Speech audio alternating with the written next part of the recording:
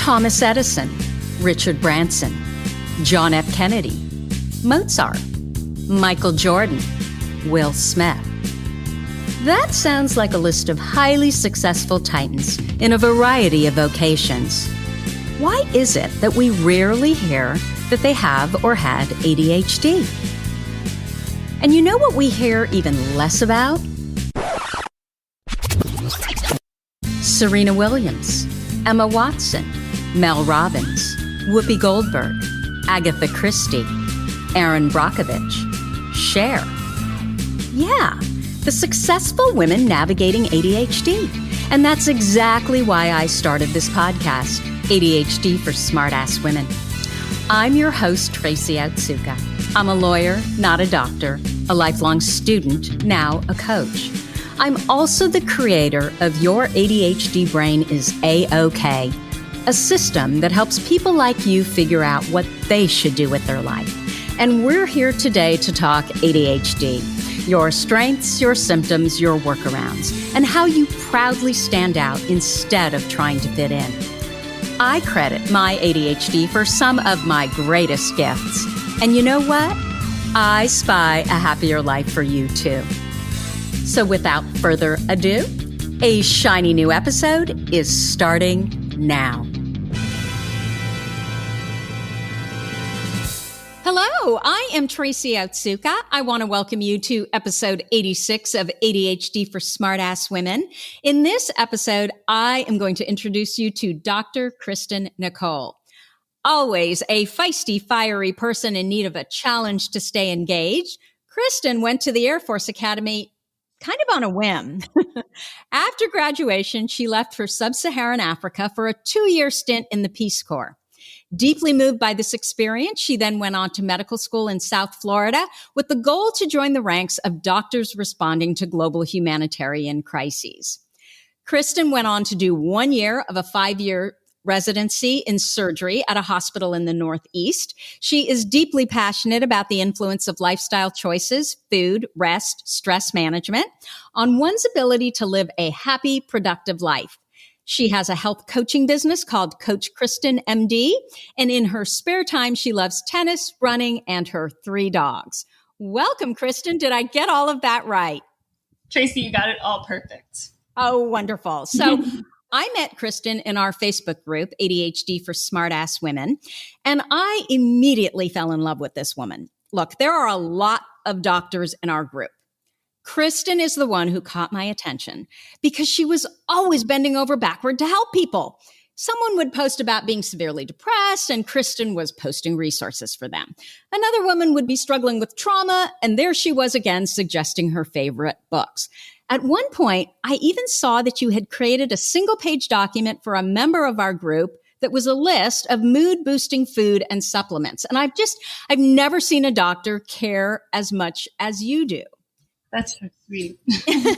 So whenever there's some sort of scientific study that I'm not sure I understand, I send it to Kristin first. And what I love the most about you, Kristin, first of all, is if you don't know, you just say, I don't know, but I'm going to go do some research. So you'll be really honest about not knowing, but then you're also so interested and always wanting to know more. And it's just never important for you to be right, you know, and you're so open-minded about new ideas and potential connections. And I suppose that's very ADHD of you. You know, I see a lot of arguments in our group about potential symptom alleviators, things like essential oils or the gut-brain connection. And there are members of our group who just shut these things down as pseudoscience. And I just always feel like, yes, maybe we don't have the big giant scientific studies that are done yet in certain areas, but it's really important to question and to want to know more and to, do our own research and pay attention to what might be coming down the pike that isn't quite there. So I just really appreciate that about you, Kristin. Thank you so much for saying all that, Tracy. And if I could just have a minute to respond to all that. The first thing that really caught my attention about what you said was that you fell in love with me in the group. I thought you didn't like me. And the only reason I bring this up is because, I have this habit in my life of sort of unintentionally engaging in a negative way with authority figures. So I'm always afraid. So I want to say like the first time that you really influenced me was when I had tried to start an accountability group within your group, which is not allowed. And me being ADHD and never reading the manual before jumping into something, I didn't realize it. So I got my little feathers ruffled when I was told that I wasn't allowed to do this. And it wasn't by you. But I messaged you and you responded to me and you were so sweet and kind and compassionate. And I realized like, oh, this isn't the typical authority figure. This is not the type of like authority, like woman, female authority I'm used to dealing with. Like, she's actually kind. She's actually genuine. She actually cares.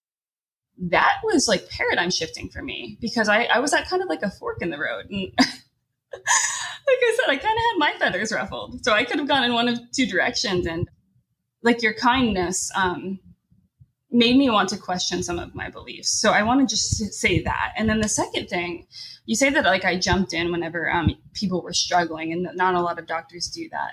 Like I've come from a place where like I've had deep, deep suffering in my life. I've struggled so much.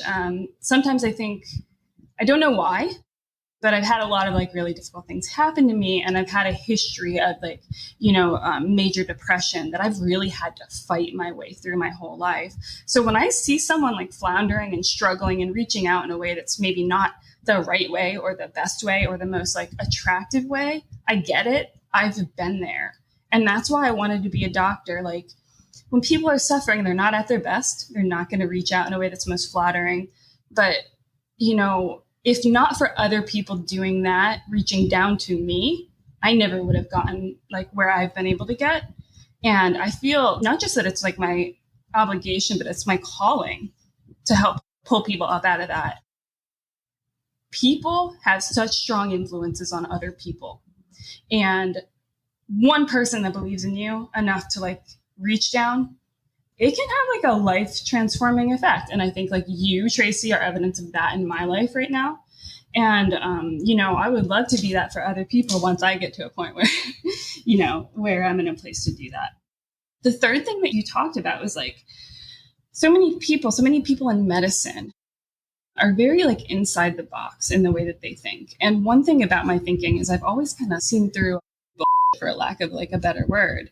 And simultaneously, I've always put myself into situations where there was a very defined way that one should think. So like at the Air Force Academy, for example, there's a very defined set of beliefs that one must subscribe to and like behave within the box of in order to thrive at a place like that. And those beliefs are not inherent to who I am. Like I'm a peacemaker, I'm a helper, I'm like somebody who wants to heal. I'm a vegetarian because when I was 8 years old, my mom told me that hamburgers were made out of cows, and I cried and I stopped eating meat at that point. And even now, I have a very hard time with it.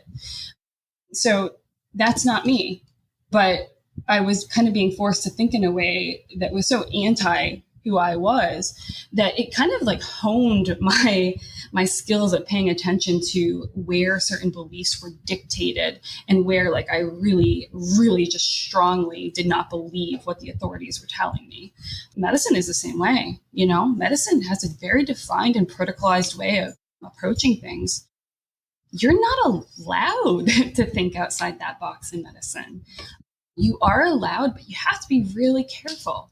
Really, really careful. And even if there is an evidence basis for, these alternative therapies, and there is, because I've looked into it in the process of like healing myself, even if there is, if the like attending physician, if the people in authority have not heard of it or read about it first, you have to be very, very careful about suggesting it.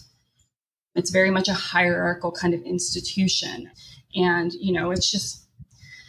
it's one of those things where I could see through it right away because I know I'd used a lot of the therapies even prior to going into medicine. And so I knew like the efficacy of the alternative stuff. I knew there was validity. I knew there were studies to back it. I knew a lot of times it was more effective than big pharma. And so that's where, that openness comes from. To me, I see no other way. Well, yesterday, I think it was, I sent you a Cambridge imaging study that seemed to indicate that dopamine dysfunction is not the main cause of ADHD, and that the main cause may lie instead in structural differences in gray matter in the brain. And I sent it going, whoa, I mean, I kind of had heard something about that, in the back of my mind, but it was a surprise to me. And I sent it to you, and the first thing you said is, yeah, that kind of makes sense to me. We don't really know what causes ADHD. So can you talk a little bit more about that? Oh, yeah, of course.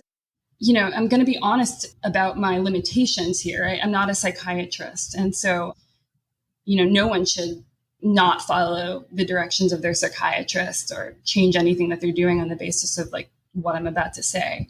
But I was fascinated by psychiatry in medical school because I've struggled so much with like a history of trauma, major depression. And I've like just read everything I could get my hands on about how to, treat and fix these things. I was always so resistant to like pharmacologic interventions. And so I sought alternative means of treating myself. I did so very successfully.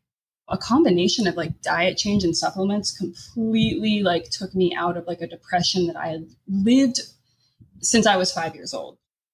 So going into my psych rotation and seeing the exclusive use of pharmacology to treat these disorders, I knew how limited that approach was as I sat and watched it happen day after day after day. It was incredibly frustrating for me. But what I realized as I watched that was, let's take depression as an example. It's thought to be or proposed to be, or the party line is, it's a deficiency of serotonin, right? And so SSRIs, selective serotonin reuptake inhibitors, they increase serotonin in the brain. And that's why they work, right? That's the party line. But we're finding out more and more that that's not true. That is not the mechanism by which SSRIs like improve depression. We can't tell what they're doing exactly because we do not have sufficient imaging of neurotransmission in the brain to actually know what's happening when someone takes an antidepressant. We don't know. We have no imaging really that like can accurately show us like how much serotonin one has in their brain. We've got kind of like proxies, but the brain it's the science and the imaging and the lab tests that we have to diagnose these things. In the brain, it's in its infancy, Yeah, we can get great pictures of the brain with like MRIs and CT scans to a point, there's some of the more questionable things that I haven't looked into enough to comment on, like SPECT scans and things like that. I believe there could very well be validity, but we just don't know enough about like the multiple factors that interact in order to influence like someone's mood, someone's personality, So when you sent me that study, that was my thought. Was, yeah, okay, well, the party line has been dopamine deficiency. And for the layperson reading a book about it, you're going to get the party line, right? They're not going to tell you all the nuances and all of the like questions because medicine likes a clear party line. They like to like know what causes something. They don't like unknowns. But the truth is always so much more complicated than that in medicine, and especially as the brain is concerned. So no, it doesn't surprise me at all that the dopamine deficiency like hypothesis is not the full story for ADHD. Yeah. And, certainly in our group, and, I've actually even gotten emails about it and seen posts on Reddit where people are talking about me. That's always so much fun. Oh, no. And I've seen comments that have been made that, oh, well, and she doesn't believe in medication at all. And that's not true at all. Medication has not worked for me, but I have seen it do wonders for other people.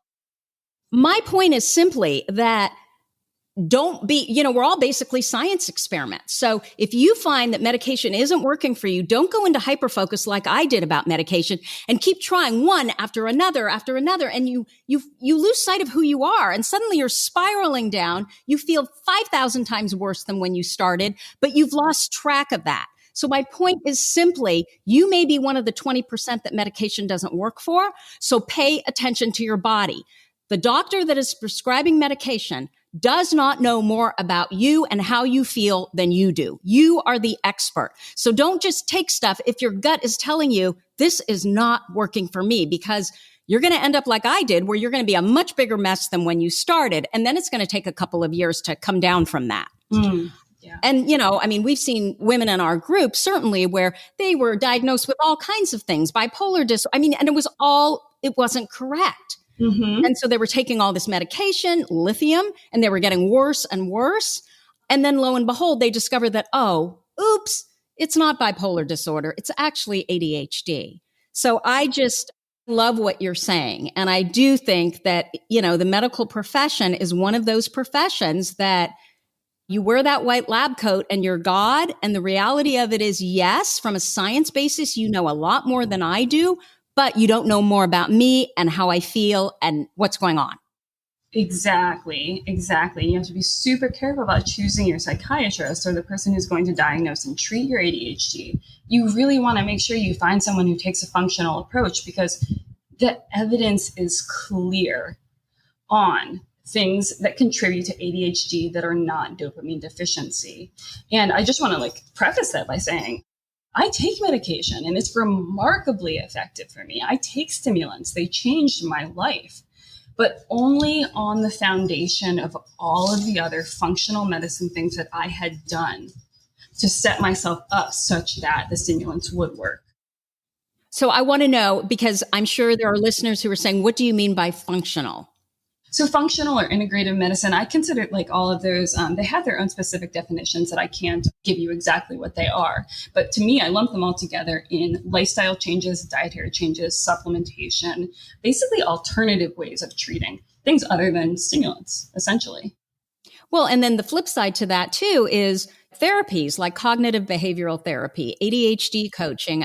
Really learning new life skills. They say all the time that pills don't teach skills. And I see so many women who they go run and get the medication. They're feeling much better, certainly from where they started, but they could feel even better than that if they would learn as much as they can about how their specific ADHD brain works, right? And then build some workarounds for themselves. Oh my gosh, absolutely. Yeah, I was one of those people who thought that meds was all I needed until I joined your group. And in the process of being in especially in your AOK course, God, I've realized I was missing 50%, if not more, of the puzzle, and how much my quality of life could improve through other interventions, targeted ADHD coaching, strength-based coaching. So yeah, it really is a multifaceted problem. You can't just throw a stimulant or a non-stimulant, whatever, at ADHD and call yourself cured. You got to address your diet. You've got to address allergens. You've got to address stress management, mindfulness. You've got to get coaching if you can. Mindfulness is huge. That was the big one that I forgot. But yes, absolutely. It's, it's our thoughts that create so much of the anguish.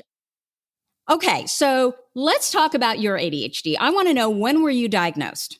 So not until I was 30, but it's pretty clear in retrospect. I was a kid with a lot of problems. So tell me, what were your problems? Some of them. I had behavior problems, at home and at school.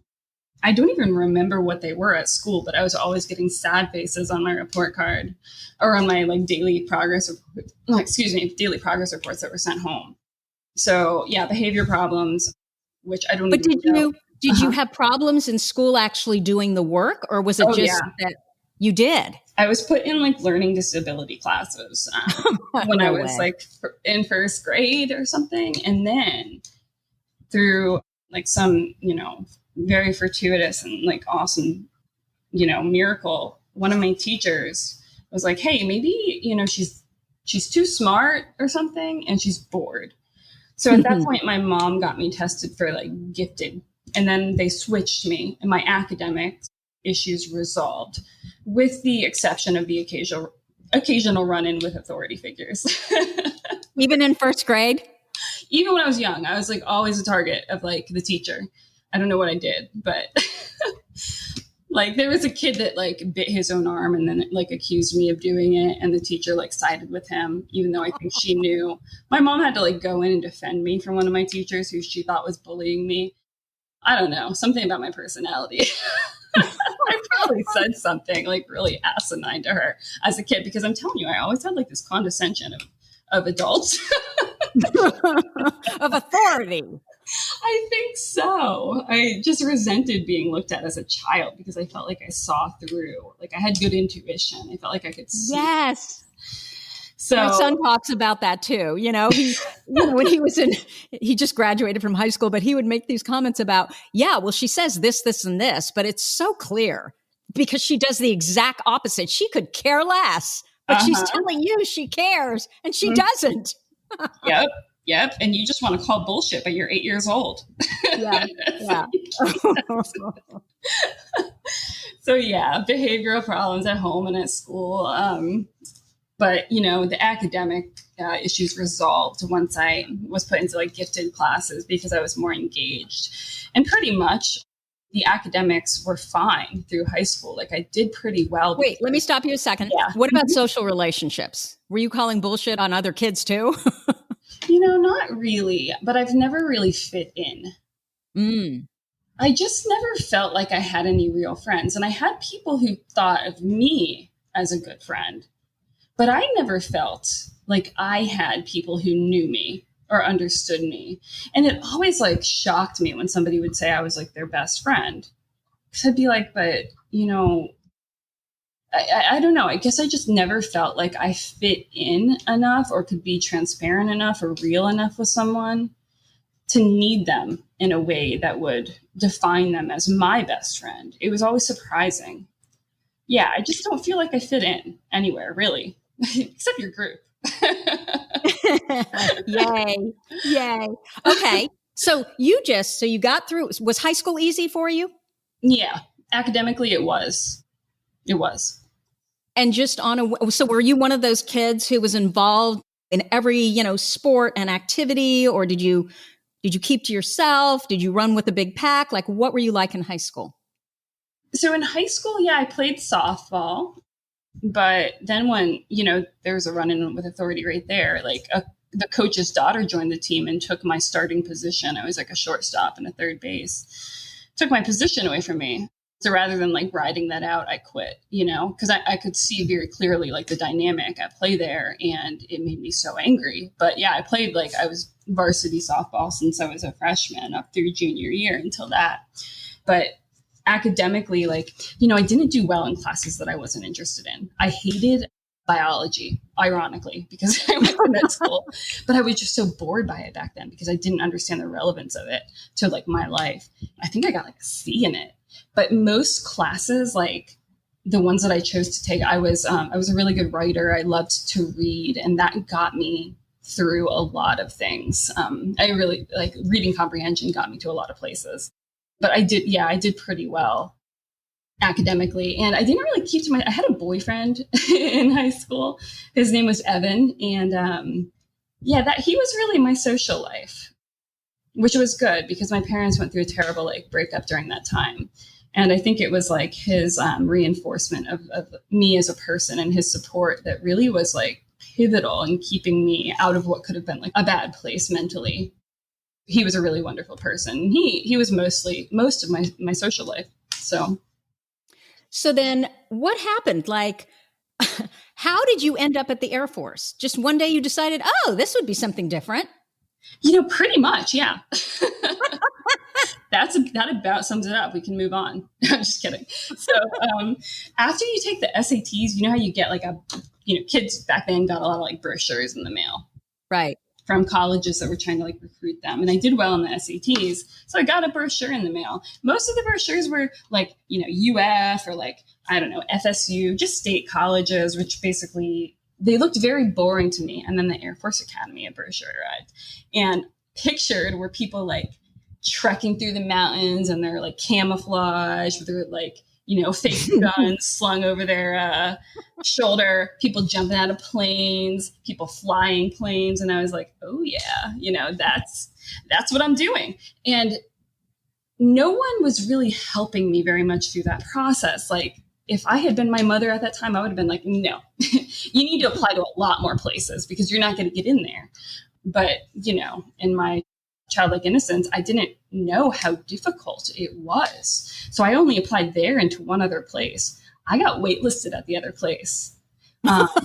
So had I not gone to the Air Force Academy, I would have been like in a community college. Or not that there's anything wrong with that, but it was just that, like, the divide there. I still can't believe, thinking back, number one, that I got in, and number two, that, like, I didn't apply more widely in the off chance that I did not get in. But yeah, I went because I was seeking like a thrill. I needed a challenge. What everyone else was doing looked so dreadfully, nauseatingly boring to me, to like just go live in a dorm and, take some classes. And, I knew like the party culture. I wasn't excited about any of that. I needed to do something that would keep me engaged. And jumping out of planes like sounded like fun. So did you get to do that at the Air Force Academy? I did that. Well, so you get to choose between flying a plane, like learning to fly a plane, or learning to jump out of planes. And I chose flying.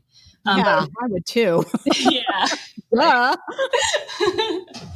Yeah. I did jump out of a plane once and I hated it and I'll never do it again. But yeah, the academy was like a lot of fun for me in a lot of ways. So it was a good choice, do you think, for you? So I think that it was a function of being untreated ADHD and dopamine seeking. It was not in line with my ideals or who I am as a person. It was a function of thrill seeking, of being, if we want to stick with the party line of ADHD being caused by dopamine deficiency, then it was a dopamine deficient decision. Okay. So, yeah. I'm glad I did it, but.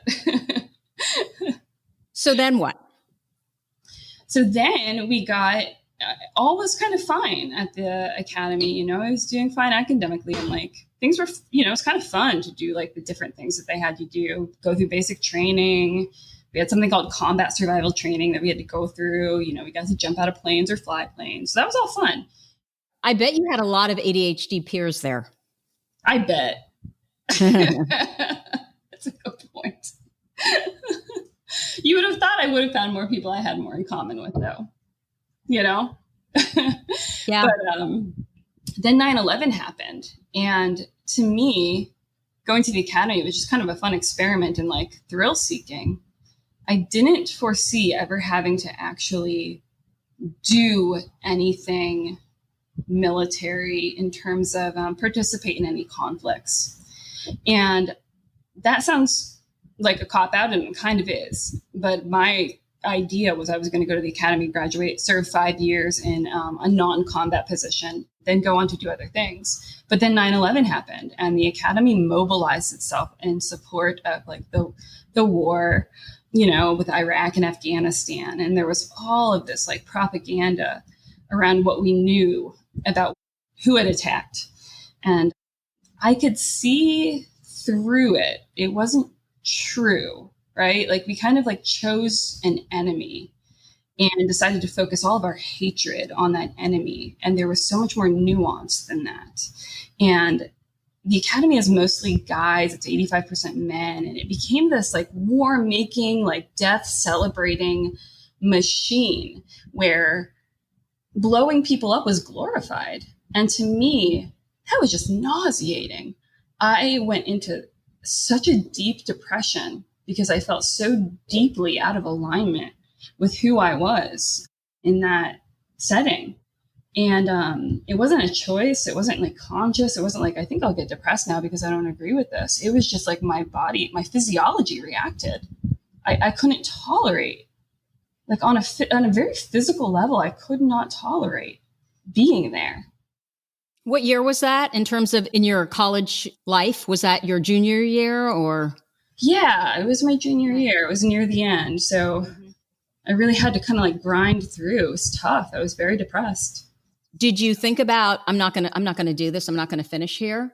Oh, absolutely. I tried to quit so many times, but ultimately I didn't try to quit. I wanted to quit. I would cry and call my mom in the middle of the night. And she would always say to me, you can't, you need that degree. That degree is going to open so many doors for you. Mm-hmm. And, in retrospect, she was right. But it's at what cost?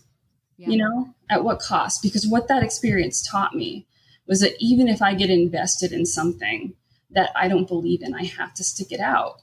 And that has stuck with me through relationships, through lots of bad choices. I don't ever feel that quitting is an option, that just disengaging from a bad choice is an option. And for ADHDers who are so, as you've pointed out, so values driven. And so our brains are so interest driven. For me to try to keep myself in an environment that doesn't suit me, it's very, very destructive on my personality, on my mood. Yeah. Okay. So you graduated from the Air Force Academy and then? So I'm in this depression at the academy and I see this documentary on Doctors Without Borders. And there was, they went in to Rwanda in 1994 and drew the world's attention to the genocide that was happening there, to just the murder that was happening in Rwanda. No one in the world wanted to look at it, but Doctors Without Borders was you have to pay attention. We have to intervene. We have to do something here. And I was that's what I need to do. So I was I have to go to medical school. I have to become a doctor, because what other profession can you wake up every day knowing that what you're doing is so clearly with the intention of helping others? That's what I needed. That was who I felt I was. And it was in such, sadly clear, contradiction to where I felt I was at the academy. So what I did was I graduated from the academy and I joined the Peace Corps. Were you the only one in your class who did that? Oh, of course. That wasn't even I love it. That wasn't among the options one had. And I guess when you walk, they don't announce where you're going next, right? You literally don't have that option. If you graduate from the academy, you're supposed to serve 5 years in the military. Well, I was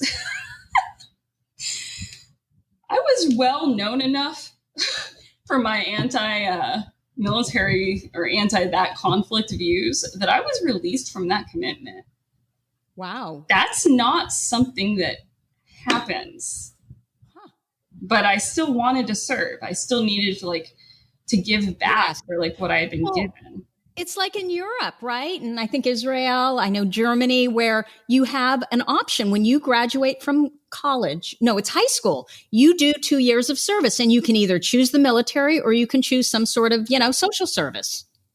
Yeah, it's not like that. It should be, though. It should be. You should get the choice not to participate in, conflicts that you don't believe in. Now, in order for you to be given a pass there, did that hurt your record at the Air Force Academy? I would say yes, in a way, because I was depressed and really when I went to seek help for that, that's when my feelings about what was going on there came out. Mm-hmm. And I remember being actually directly asked, do you want to serve after this? And I said, yes, I've benefited from this education. Mm-hmm. And I owe it. I don't want to escape a debt that I owe.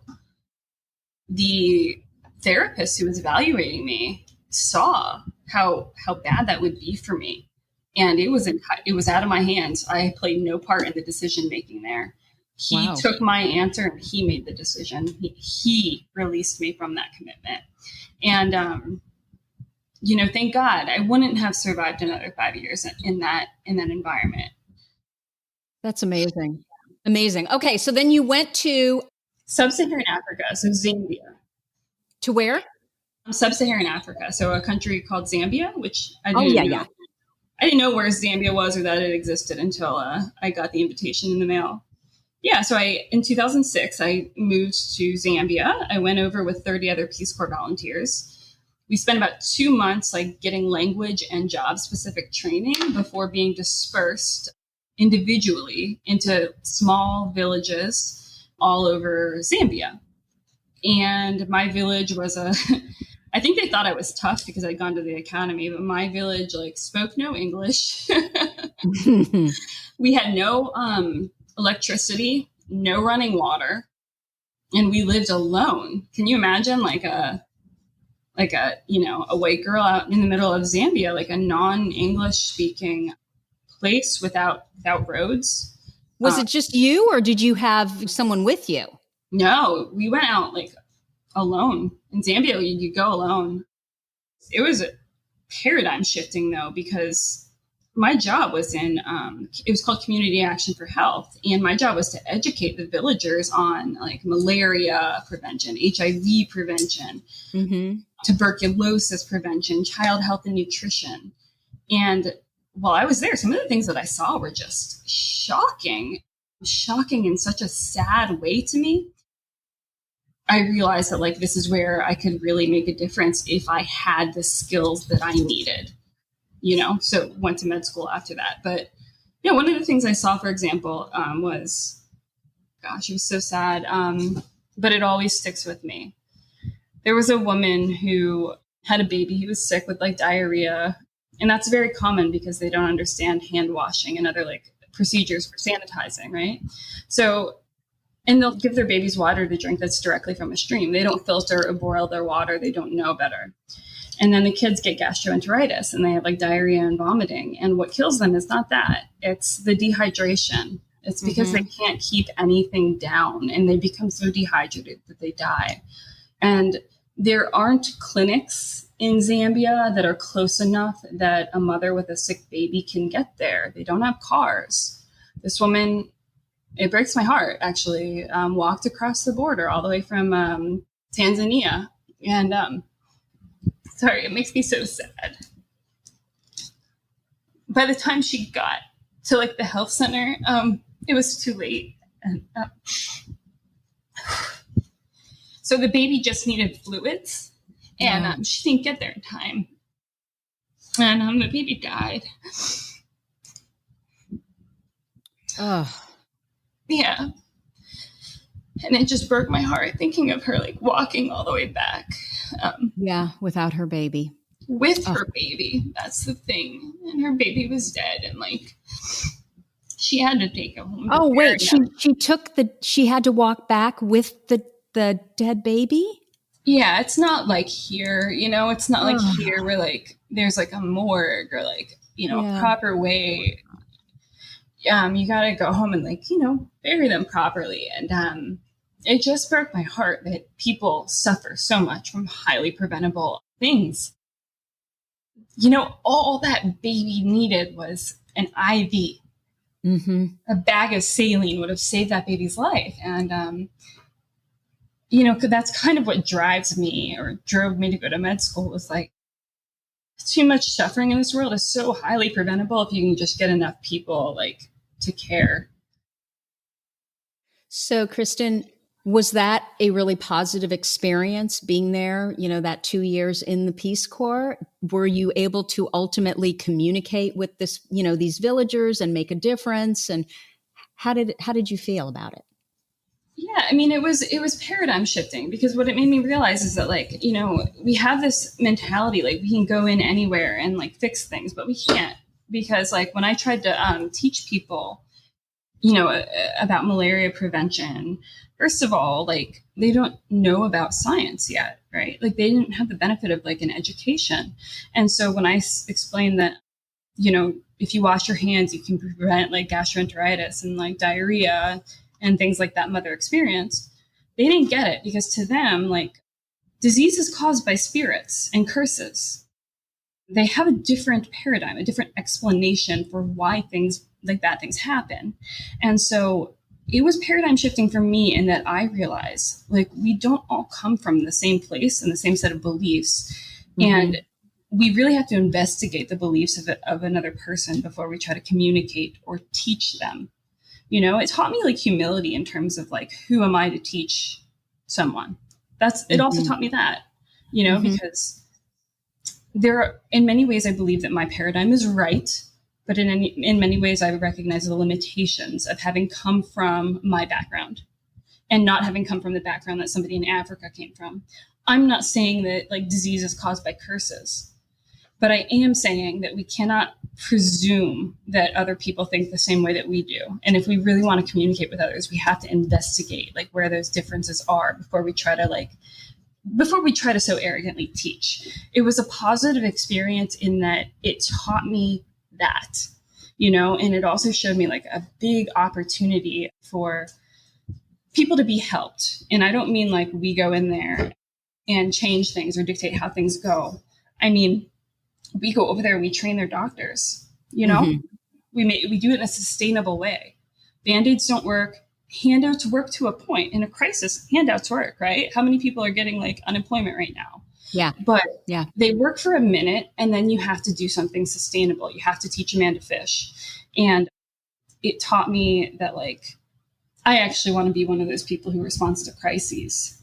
But I think that there's a huge need over there for that, I learned a lot. It was a really beautiful experience overall. It was difficult, illuminating, paradigm shifting.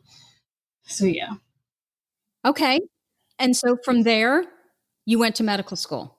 Yeah. So from there, when I got back, that's when I started like the application process for med school. And I started med school in 2013.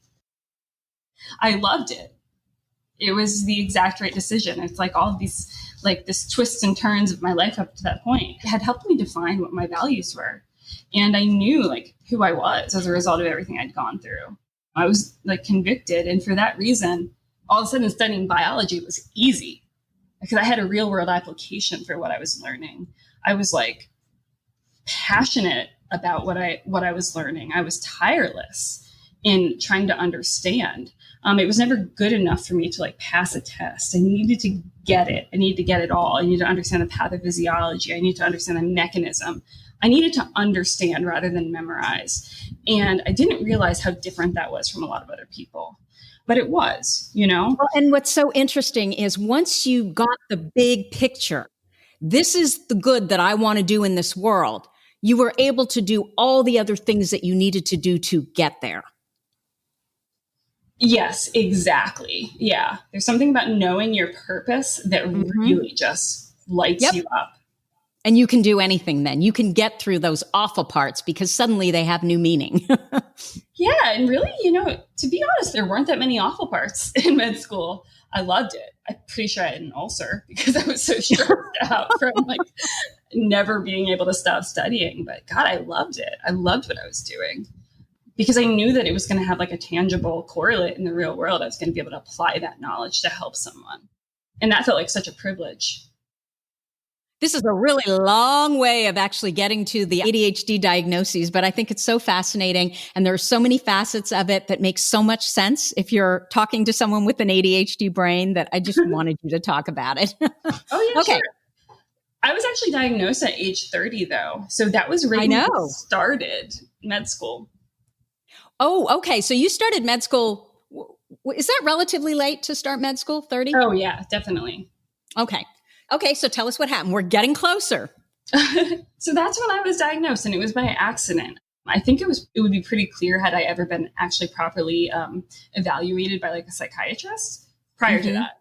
But what ended up happening was my boyfriend at the time, and this was before med school, I'd already gotten in, I was getting prepared to go. My boyfriend at the time got diagnosed with ADHD, and not realizing how one should never do this, by the way, do not follow my example, but he had medication like Adderall or something, I think. And I took one, not understanding that wasn't allowed because I hadn't entered medicine. And I like did my taxes for the first time. So I like sat down and I was like pumped about like doing my taxes and knocking out all the stupid details and the numbers. And I was like, oh my God. So this is what it's like to be able to sit down and like direct your focus. And so from there, I went to the doctor and got the diagnosis and have been medicated since. But it changed everything for me. It made me less emotionally reactive, which changed a lot of my relationships. It made me more able to see themes. Like, I'd always been good like with intuition and things, but it gave me the emotional distance from things to be able to call them what they were more easily. It gave me like the self-control to implement some like self-care habits I'd never really successfully been able to implement before, like, proper diet, like supplements that I already knew about. It also, like, I really believe that prior to being medicated, I had like an addictive relationship with food. Like, I had what I really believe was disordered eating. Which is very common with ADHD. Yeah. And since the time I was a child, I have needed sugar. It calms me down. Mm-hmm. It's just like my brain has like a higher glucose metabolism. Like, I just craved it all the time. And it led to like this really unhealthy dynamic of like binging and then starving myself and binging and starving myself. That ended when the medication came into the picture, because I think, I was self-medicating. And in combination with the dietary changes and like the supplements and everything, the medication really just, it stopped that behavior entirely. I really haven't struggled with it much since at all. So that was a huge thing, because anyone who's dealt with like disordered eating knows what an energy drain it is on you. Like, you are obsessed. You're so like, all of your mental energy goes to counting calories, and, your whole day is determined by what the number on the scale is. And that distracts so much from like life, from all the other pursuits that you could be, devoting your energy to. And so for me, like, I'm a huge proponent of medication for ADHD because of its influence on limiting like addictive behaviors. There's a lot of evidence for the fact that medicated people who are treated for ADHD have a much lower rate of addiction. It's like 50% less. Yeah, it's significant. And, I can attest to that myself. Anything else that has changed since you were diagnosed? Yeah, I think that like, freeing up that energy from like that disordered eating really helped me to there was a lot of shame around that, Mm-hmm. And I think that shame kept me involved in toxic situations, like kind of like abusive relationships. And I know this is kind of a touchy subject. I'm pretty much an open book, but yeah, I don't really like judge me if you will. But I think I had a lot more shame then, because I felt like I couldn't get this one thing under control, which was my eating. And when like the medication came in and that kind of went out of the picture, I think some of my shame lifted, and I was able to disentangle myself from shame-based relationships, like with boyfriends, even to a point with my family, Mm-hmm. Trauma is a big thing in the backgrounds of people with ADHD. I'm not also in my background. And I think that being medicated, being treated really helped me to recognize and disentangle from some things that were really bad for me. So, I'm hugely in favor of it. But as you said, you really have to listen to your body, because I had to go through a series of different medications before I found the one that worked for me without causing like extreme irritability and worsening some of my symptoms. So, how many different medications did you have to go through? So the first one was Adderall, which was terrible for me. Like, immediate release Adderall is the most effective for a lot of people. It was the most effective for me. It also made me like ragingly psychotic. Like, it made me like really mean, short-tempered, irritable. I hated the fact that I had to like titrate it and take it like more than once a day, because if I took it too late in the day, then I wouldn't sleep. I just didn't like it. Then I tried Vyvanse. That didn't work either. I think I was on too low of a dose. I don't know. Then I tried Wellbutrin, mm-hmm. like off-label, high-dose Wellbutrin can be used for ADHD. That was somewhat effective, but it wasn't great. And then finally, Mydayis is like the medication I'm on now. And it's like a triple timed release form of amphetamines, so that you're not getting like the massive highs and lows that come with Adderall. It's a sustained release, like amphetamine. And that's been like a game changer for me. Me on that versus me on one of the other things. I'm much more effective on this one and much less irritable. I've never heard of that. What is it called? Mydayis? Yeah, it's called Mydayis. It's like a new medication. Okay. Mydayis, like Mydayis. Okay. Yeah, I think a lot of the trouble that people have with stimulants is the up and down.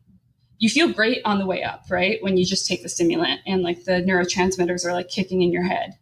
But there's a come down on the other end as the neurotransmitters start to be used up in your brain. That's when you feel terrible, irritable, like short-tempered. Mydayis prevents that by being so long acting. It also has less addictive potential for that reason. The long half-life. That's really interesting. That was your number 4. I think I've probably done like 12. And I've never tried that one. Maybe I should. Although I have this goes wrong.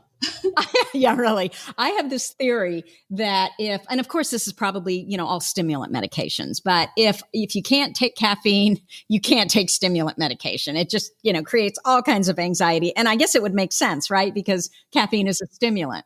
So it does have different mechanisms though, Tracy. Like caffeine acts on a different set of pathways than stimulants. But, what you're saying makes intuitive sense to me. So tell me why that would make a difference. If it's on different pathways, you would just have different reactions to it? Because caffeine affects, I've got to look up the specific pathway and I can get back to you on that if you want, but it does not directly affect the neurotransmission of dopamine, norepinephrine, epinephrine. That's what amphetamines do. Okay. Caffeine does not directly act on that. So caffeine may be stimulating through a different pathway independent of norepinephrine, dopamine, epinephrine, which basically means like you could react poorly to caffeine, but potentially not poorly to Mydayis, because basically what you're saying is because it's a different pathway. Yeah, it's a different pathway. You're overstimulated by caffeine, maybe because like that pathway is overactive for you already, But that's interesting. Okay. Well, I think I want to try it.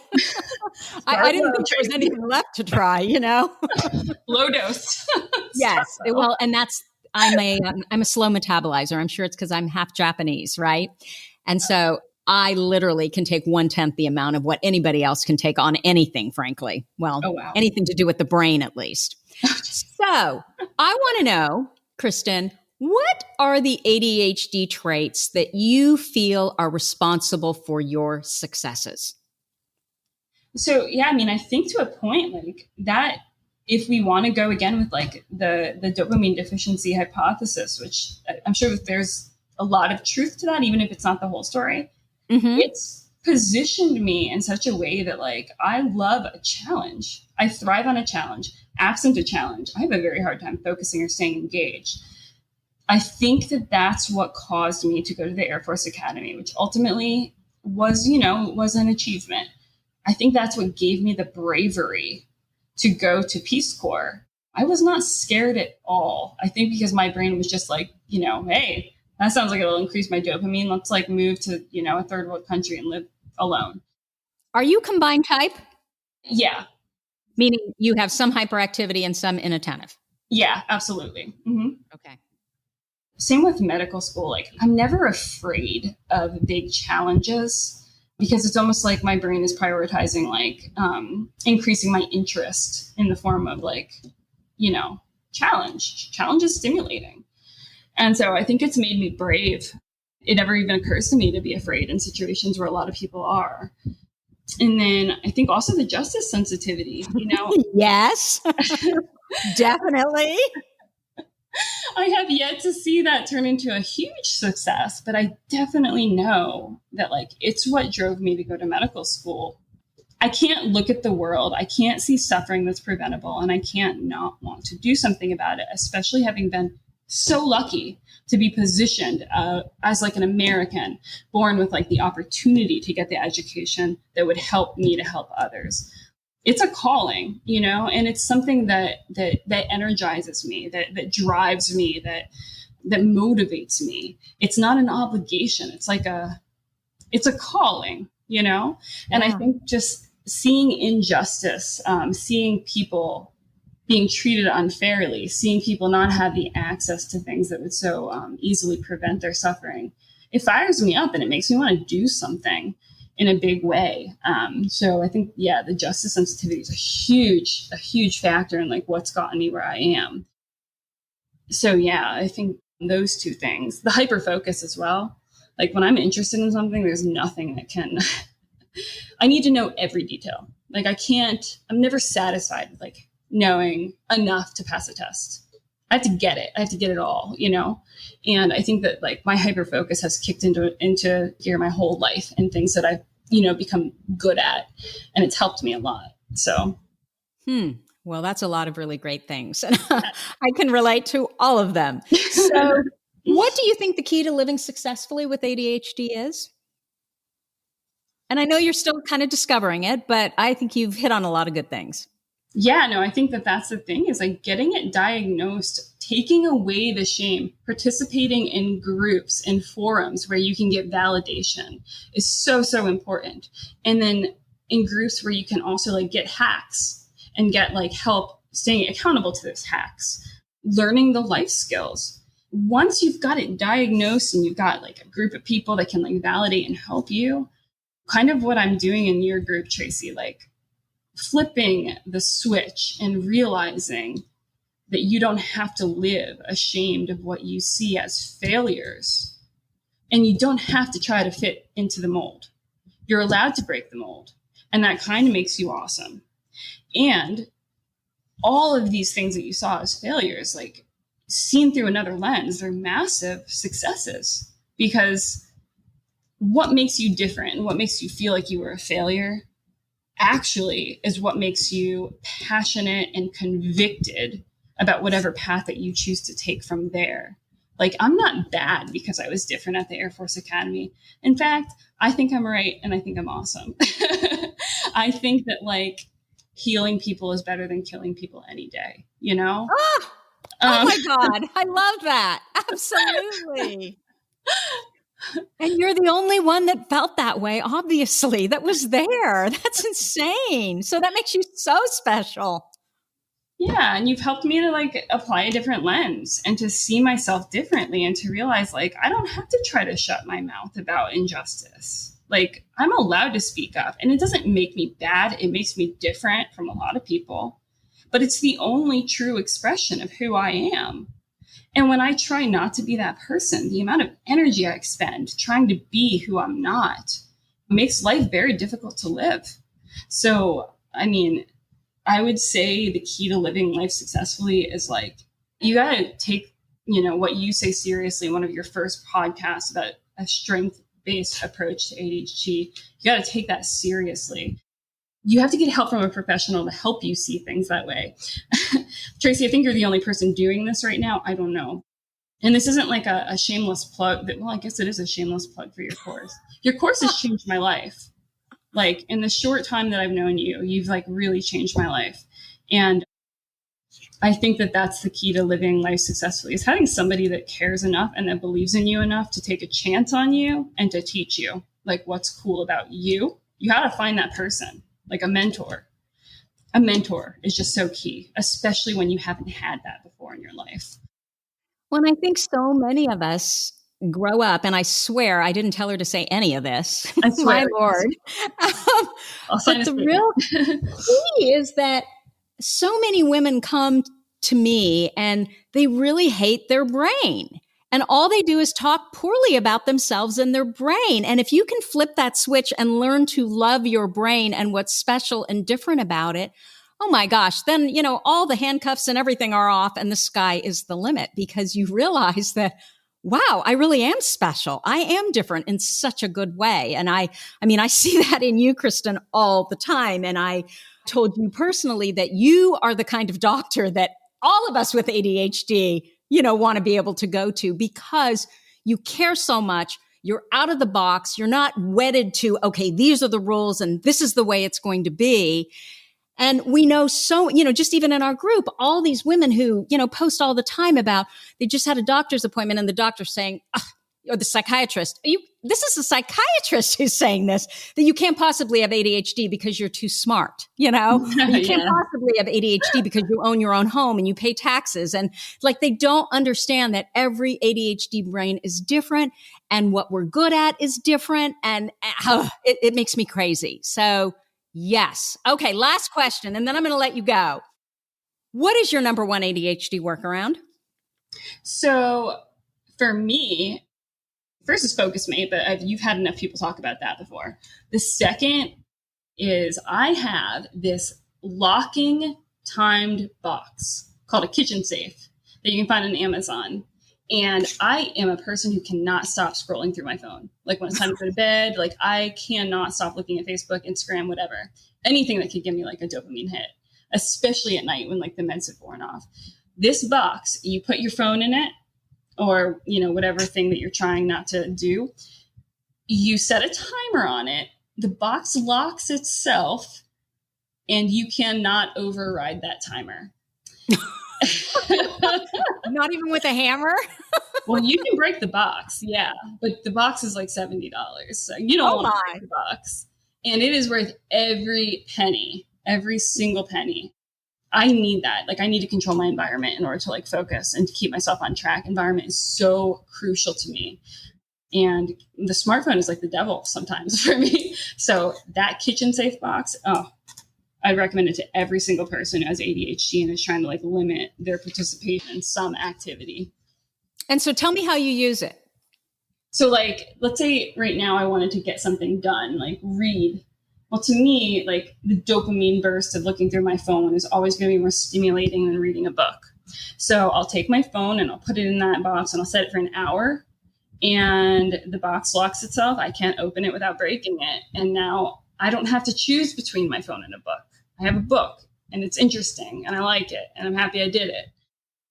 That is brilliant. So what you're doing, which so many of us have trouble doing, is making those decisions, right? To have to choose between one thing or the other. So you're just taking that away. Yeah. And if you read the book, Change Anything, it talks about like the sources of influence. You have to control your environment if you want to change anything. You have to consider the cues that are like leading you in the direction of doing behavior you don't want to do and how to limit them. So for the alcoholic, that means you don't buy alcohol. You don't keep it in your house, right? Mm-hmm. For the sugar addict, I try really hard not to buy like sugar. For the phone addict, like I need to put my phone away sometimes. I don't like having that choice and having to exert that much willpower and that much energy to not do something. It's exhausting. So take the choice away.